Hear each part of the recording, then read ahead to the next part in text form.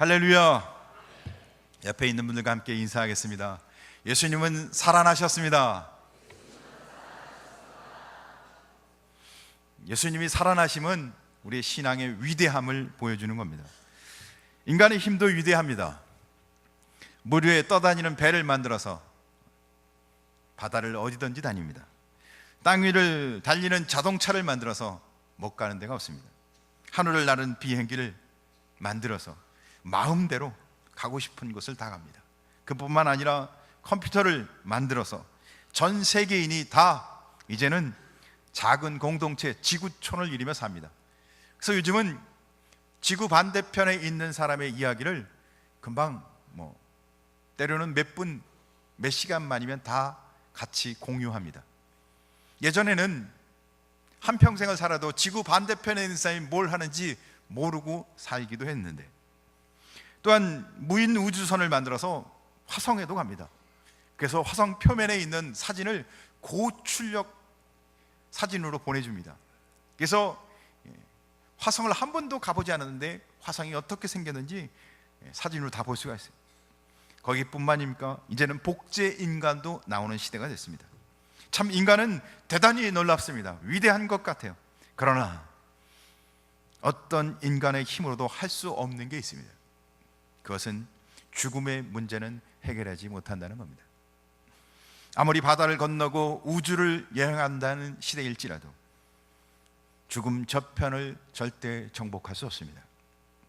볼로츠를 구하여 죽음의 문제를 해결하고 했던 진시황도 49세에 죽습니다. 힘과 무력으로 세계를 정복했던 알렉산더 대왕도 죽음 앞에서는 속수무책입니다. 세계가 낳은 위대한 과학자 아인슈타인, 그도 죽고 말았습니다. 불교의 석가모니도 죽고, 회교의 마호메트도 죽고, 공산당 막스도 죽었고, 이 세상에 태어나 이름을 남길 만한 영웅 호것들도 다 죽었습니다. 그러나 오직 한 분 예수 그리스도께서는 사망 권세를 이기시고 죽음을 정복하시고 살아나신 줄 믿으시기 바랍니다. 예수님은 죽으시고 장사한 지 사흘 만에 무덤을 열고 부활하셨습니다. 그래서 믿는 성도들에게는 부활의 소망을, 영원한 구세주가 되어 주셨습니다. 부활이요 생명 되신 예수 그리스도를 믿으시길 주의 축복합니다. 믿는 자는 죽어도 살고 부활의 능력과 축복을 누리며 살게 될 줄 믿으시기 바랍니다. 그래서 오늘 우리가 부활절 예배로 예배를 드리고 있습니다. 사망 권세를 깨트리고 무덤을 열고 부활하신 예수 그리스도를 기뻐하며 축하하며 예배하고 있는 겁니다. 그러나 비단 오늘만 그렇게 예배를 드리는 게 아니라 우리는 매 주일, 주의 날, 주님이 부활하신 날을 기념하며 매 주일을 예수 그리스도의 부활을 기억하며 예배를 드리는 겁니다. 사랑하는 성도 여러분, 매주 예배를 드릴 때마다 살아계신 부활의 주를 고백하며 예배하는 예배자가 되시길 주의 축복합니다. 그러기에 기독교의 기초는 부활입니다. 기독교의 자랑도 부활입니다. 기독교의 영광도 부활입니다. 할렐루야. 죽어도 산다, 도저히 생각할 수 없는 말이죠. 죽는데 어떻게 삽니까? 있을 수도 없는 일입니다. 그러나 예수님은 죽고 다시 살아나셨습니다. 이것은 기독교만이 갖고 있는 신비입니다. 인류 역사 이래 지금까지 한 번도 경험할 수 없는 정말 놀랍고 엄청난 일이었던 겁니다. 하나님의 아들 예수 그리스도께서 십자가에 못 박혀 죽으시고 장사한 지 사흘 만에 사망을, 죽음을 정복하시고 무덤 문을 여시고 부활하신 것입니다. 사랑하는 성도 여러분, 오늘 본문에 담겨져 있는 이 부활의 은혜를, 이 영적 은혜를 우리가 함께 살펴보며 우리가 정말 이 부활의 신앙을 고백하는 성도가 되길 주의 이름으로 축복합니다. 첫째, 예수님의 부활은 성도의 부활에 대한 계시적 사건입니다. 오늘 성경 13절에 바울은 이렇게 말해요. 만일 죽은 자의 부활이 없으면, 다시 바꿔 말하면 미래 성도의 죽음 후에 부활이 없다면 이 뜻입니다. 사실 오늘 성경이 말하고 있는 부활은 성도의 부활만은 이야기하는 것은 아닙니다. 마지막 날 때 되면 성도뿐만 아니라 불신자, 예수를 믿지 않는 사람도 부활할 것입니다. 성도의 부활은 우리가 생명의 부활이라고 말합니다. 그러나 악인들, 불신자의 부활은 심판의 부활입니다. 따라서 악인, 불신자들은 부활한다 할지라도 그들에게 즐거움이나 소망스러운 일이 아닙니다. 그들은 영원히 멸망, 심판을 받게 되는 것입니다. 그러므로 오늘 성경이 말하고 있는 부활은 참된 소망으로 고백하는 성도들의 부활을 이야기하는 것입니다. 사랑하는 성도 여러분, 불신자는 부활이 소망이 아니에요. 그러나 믿는 자는, 성도에게는 부활은 소망이며 위로며 우리에게 주시는 하나님의 은혜인 것입니다. 사랑하는 성도 여러분, 이 부활의 소망 가운데 승리하시길 주의 이름으로 축복합니다. 그런데 고린도 교회는 예수님의 부활은 믿었지만 성도의 부활은 믿지 않는다는 이야기가 있습니다. 예수님의 부활과 성도의 부활이 밀접한 관계를 가지고 있는데, 만일 고린도 교회처럼 예수님의 부활은 믿지만 성도의 부활은 믿지 않는다면, 그러면 예수님 부활만 있다면, 그러면 예수님 부활을 우리는 어떻게 보아야 할까요? 성도의 부활이 없는 예수님의 부활, 그렇다면 그것은 단순히 예수님이 자신의 신성을 보여주는 우주적, 역사적, 신적 쇼에 지나지 않습니다. 우리는 그 훌륭한, 그 위대한 쇼를 보면서 우리는 박수쳐야 합니다. 아, 하나님은 대단하시구나, 예수님은 하나님이시구나, 대단하구나, 그러면서 우리는 힘찬 박수를 쳐야 합니다. 그러나 결국 예수님의 부활은 우리와는 아무런 상관없는, 우리하고는 아무 상관없는 부활이 되고 맙니다. 하지만 사도 바울은 오늘 성경 본문을 통해서 예수님의 부활이 단순히 그런 사사로운 예수님의 부활만으로 국한되지 않고, 예수님의 부활은 모든 성도의 부활과 관련 있는, 그러니까 예수님의 부활은 모든 성도들이 다시 살아날 것에 대한 명백한 계시의 사건, 예수님의 부활은 성도의 부활을 전제하고 있는 것임을 명백히 이야기하고 있다는 것입니다. 그래서 베드로전서 1장은 우리 주 예수 그리스도의 아버지 하나님을 찬송하리로다, 그의 많으신 긍휼대로 예수 그리스도를 죽은 자 가운데서 부활하게 하심으로 말미암아 우리를 거듭나게 하사 산 소망이 있게 하시며, 예수 그리스도의 부활하심으로 우리가 거듭나고 산 소망, 우리도 똑같이 부활하게 되는 것을 이야기하고 있습니다. 그러므로 우리가 그 사실을 믿고 고백하건대 예수님의 부활을 어떻게 우리가 받아들여야 할까요? 그냥 덤덤하게 단순히 신화적 사건으로 봐야 될까요? 아니면 뛸 듯이 기뻐 견딜 수 없는 감격과 감사하는 마음으로 예수님의 부활이 장차 성도의 부활로 성취될 것을 바라보며 감격 속에 부활의 신앙을 고백하며 살아야 할까요? 사랑하는 성도 여러분, 부활이 곧 성도의 부활인 것을 신앙 고백하며 살아가는 성도 되길 주의 이름으로 축복합니다. 그렇다면 세상에 더 이상 얽매여 살면 안 됩니다. 세상 사람들처럼 먹는 것, 마시는 것, 쾌락을 즐기며 사는 것에 그렇게 매몰되어서 살면 안 됩니다. 왜 그럴까요? 우리에게는 미래 영광스러운 삶이 있기 때문입니다. 우리에게는 부활의 삶이 있기 때문입니다. 이 땅의 삶이 전부가 아니라는 거예요. 땅의 쾌락을 누리며 사는 게 성도의 삶의 전부가 아니고, 우리는 하늘 영광, 영원한 부활의 삶이 있는 것을 믿으며 천국을 소망하며 살아가는 성도 되길 주의 이름으로 축복합니다. 이 말씀은 어떤 박해와 위기가 닥칠지라도 이 땅에서 두려워하지 말고 천국, 우리에게 준비된 부활의 삶을 바라보라는 것입니다. 부활이 있고 생명이 있기에 언제나 어떤 환경 속에서도 당당하고 용기 있게 살아가는 성도 되시길 주의 이름으로 축복합니다. 이 부활의 은혜가 이 가슴에 와닿고 마음 중심에 고백되어지는 성도 되길 주의 이름으로 축복합니다. 부활의 소식은 가만히 앉아 들으면 안 됩니다. 사실은 일어나, 내게 이런 은혜를 주셨구나, 벅찬 가슴으로, 이 벅찬 가슴으로 주님을 찬송하며 들어야 하는 것입니다.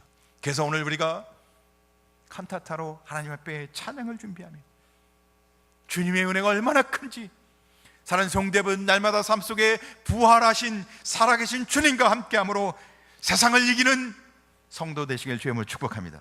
그래서 두 번째, 부활은 기독교 신앙의 초석 기초인 것입니다. 14절에 그리스도께서 만일 다시 살아나지 못하셨다면 우리가 전파하는 것도 헛것이요 우리의 믿음도 너희의 믿음도 헛것이요.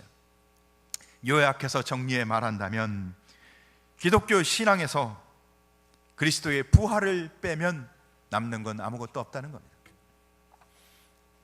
기독교 신앙에서 부활을 빼면 그 뒤에 무엇이 남겠습니까? 바울은 오늘 강조해서 이야기합니다. 하나도 남는 것은 없다. 14절 이하에 그래서 계속해서 그 사실을 이야기합니다. 믿음도 헛것이요 전파하는 것도 헛것이요 그리스도 안에서 잠자는 자, 이미 죽은 자들도 다 망하였도다. 부활이 없으니까 그냥 죽음으로 끝나는 겁니다. 성도들이 세상에서 부활이 없으니까 이 땅이 전부가 아니고 하늘의 소망을 갖고 살았는데 부활이 없으니까 성도가 이 세상에서 가장 불쌍한 사람인 겁니다. 부활하여 영원히 하나님 나라를 소망하며 살았는데 부활이 없으니, 정말 부활이 없다면, 예수 그리스도는 부활하셨고 성도의 부활이 없다면, 예수 그리스도의 부활이 없다면, 그 사실을 믿지 못한다면 저와 여러분은 진짜 불쌍한 사람입니다. 그래서 오늘 바울은 이야기합니다. 기독교 신앙의 초석 기초는 부활이다. 따라서 기초가 무너지면 어떻게 됩니까? 그 집이 다 무너지는 겁니다. 부활을 믿지 못하고 부활을 고백하지 않고 부활의 신앙이 없는 사람은 그 신앙은 가짜라는 것입니다. 그는 헛된 것을 믿고 있는 겁니다. 사도 바울은 오늘 기독교 신앙의 기초는 예수님의 부활로 말미암은 성도의 부활, 사랑하는 성도 여러분, 이 부활 신앙을 고백하며 살아가는 성도 되길 주의 이름으로 축복합니다. 우리는 흔히 예수님의 십자가 우리의 신앙의 근간이라고 말합니다. 맞습니다. 십자가는 우리의 신앙의 근간이 분명합니다. 하지만 그 근간은 부활에 근거할 때만 가능한 것입니다. 그래서 예수님의 제자들이 예수님이 십자가에 달려 돌아가시자 어떻게 해요? 그들이 바로 나가서 복음을 전합니까? 아니요. 제자들은 분명히 예수님 부활 이후에, 부활을 목격한 이후에 복음을 전하기 시작합니다. 고린도 교회는 성령의 은사에 대해서 많이 강조한 교회였습니다. 예수님이 십자가에 달리신 이후에 성령이 강림하십니까? 아니요. 부활 이후에 성령이 교회에 임하십니다. 예수님의 제자들이 나아가 십자가의 은혜를 증거합니다. 그러나 그들이 증거한 그 복음은 십자가가 핵심인 건 분명합니다. 그러나 그 십자가에는 예수 그리스도의 부활이 담겨져 있습니다. 분명한 것은 부활 없는 십자가는 전해질 수 없는 겁니다. 십자가는 십자가만 말할지라도 그 안에는 반드시 부활이 담겨져 있는 것입니다. 사랑하는 성도 여러분, 기독교 신앙은, 기독교와 관련된 모든 것은 바로 그리스도의 부활과 다 관련되어 있는 것입니다. 사랑하는 성도 여러분, 고린도 교회는 은사를 강조합니다. 은사는 좋은 겁니다. 열심히 신앙생활은 열정을 강조합니다. 그것도 좋은 겁니다. 그러나 이 모든 것이 귀하고 다 있어야 할 것은 분명하지만 부활 신앙에 기초하지 않는다면, 부활 신앙이 확고하지 않는 가운데서는 모든 것이 무의미합니다. 우리가 다시 사는 것이 없고 우리에게 부활이 없다면 우리가 이 땅에서 아무리 열심히 해도, 우리가 아무리 성령의 능력 가운데 은사를 행할지라도 무슨 의미가 있겠어요? 사랑하는 성도 여러분, 그리스도의 신앙에선, 그리스도의 믿음과 신앙 안에서는 바로 이 부활 신앙이 가장 위대한 것입니다. 사랑하는 성도 여러분, 부활 신앙 가운데 천국을 소망하며 이 땅에서 믿음과 신앙 안에서 승리하시길 주의 축복합니다. 그래서 사실 능력이 없어도 괜찮습니다. 남에게 자랑할 만한 은사가 없을지라도 괜찮습니다. 하지만 부활의 신앙 안에서는 확고한 믿음의 고백이 있어야 합니다. 예수님의 제자들도 누가 시키지 않았는데도 그들이 나가서 복음을 전하지 않습니까? 왜죠? 그들은 부활의 신앙을 고백했기 때문입니다. 어떤 박해가 닥쳐올지라도 그들은 두려워하지 않고 나갑니다. 왜? 죽음도 자기들을 이길 수 없고 자기들은 부활의 신앙을 분명하게 고백하고 있었기 때문에. 볼트만은 부활은 신앙에 보이지 않는 기초라고 이야기합니다. 부활 신앙만큼 성도를 강하게 하는 것은 없다는 겁니다. 부활 신앙이 확고한 사람은 어떤 환경과 역경 속에도 강하게 주님 말씀대로 살아갑니다. 부활 신앙만큼 성도를 역동적으로 어떤 상황 속에서도 복음, 생명을 증가하는 일을 막을 수가 없는 것입니다. 사랑하는 성도 여러분, 어떠한 상황과 역경 속에서도 내가 예수 그리스도 안에서 예수님이 부활한 것처럼 나도 부활할 것을 믿음으로 고백하며 살아가는 믿음 안에 확실히 서 있는 성도 되길 주님으로 축복합니다. 그래서 부활 신앙은 죄와 사망을 이기게 합니다. 오늘 성경 17절은 그리스도께서 다시 살아나신 일이 없으면 너희 믿음도 헛되고 너희가 여전히 죄 가운데 있는 것이요. 오늘 성경을 보면 예수님이 다시 살아나는 것이 없으면 그 믿음이 헛되고 우리는 여전히 죄 가운데 있다고 말합니다. 무엇을 말합니까? 예수님이 부활은 우리의 죄의 사함과 밀접한 관계가 있는 것을 말하는 것입니다. 예수님이 아무리 십자가에 달리셔서 피를 쏟으시며 고통스러운 죽음을 맞이했을지라도 부활이 없다면 우리의 죄는 여전히 우리 안에 남아 있다는 겁니다. 그래서 우리는 죄가 무엇인지를 살펴보아야 합니다. 이 땅에 죄가 가져온 결과가 무엇인지를 알아야 한다는 뜻입니다. 죄가 뭘 가져왔을까요? 죄가 혼자 왔을까요? 아니면 죄를 통해서 뭐가 따라왔을까요? 그것은 인간 범죄, 죄를 통하여 우리에게 사망이 왔습니다. 죄는 곧 사망을 뜻하는 것입니다. 사망은 단순히 왔다가 가는 것이 아니라 사망은 이 땅에 와서 세상을 다스리고 세상을 지배하기 위해서 온 것입니다. 그래서 이 땅에 존재하는 모든 인간, 이 땅에 사는 모든 사람은 죽지 않는 사람이 없어요. 그래요. 혹 성경에 보면 죽었다 다시 살아나는 사람도 있습니다. 그러나 다 다시 죽었습니다. 결국엔 다 죽는다는 겁니다. 단 한 사람도 예외 없이 죽는 것이 이 땅에 사는 삶입니다. 사망은 땅을 지배하는 절대적 폭군입니다. 그래서 성경은 그 사망을 이렇게 말합니다. 사망이 왕 노릇한다고. 죽음을 이기는 사람은 없습니다. 그러므로 예수님의 십자가가 이러한 죄 문제를 완전히 해결했다는 것을 입증하는 것은 사망 권세를 이겨야 하는 것입니다. 예수 그리스도의 십자가로 우리의 죄가 해결됐는데 예수님이 만약에 부활하지 않았다면, 사망 권세를 이기지 않았다면 우리는 아직도 죄 가운데 있어야 하는 겁니다. 부활의 신앙이 없는 사람은, 부활의 신앙을 고백하지 않고 사는 사람은 죄 가운데 계속 남아 있을 수밖에 없는 겁니다. 사랑하는 성도 여러분,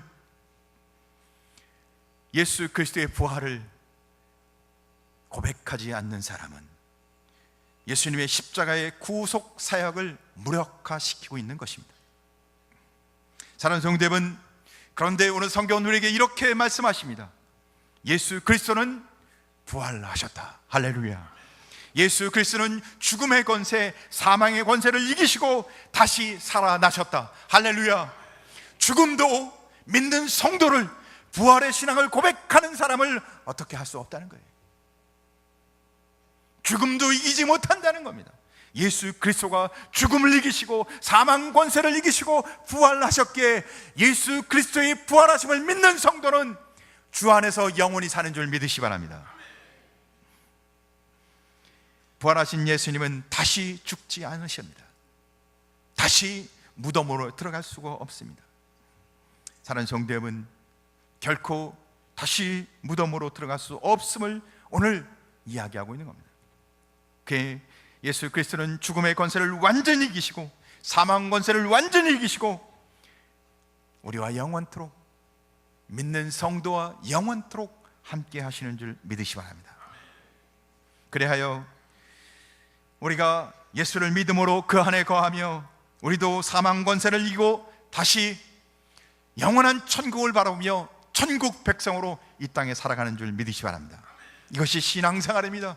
날마다 부활의 주님을 바라보며 이 땅의 삶이 전부가 아니고 어떤 환경과 역경 속에 있을지라도 나는 부활, 영원히 다시 살 하나님의 백성, 부활의 신앙을 고백하며 살아가는 영원한 천국의 소망을 갖고 살아가는 성도의 삶을 살아가시길 주님의 이름으로 축복합니다. 기도하겠습니다.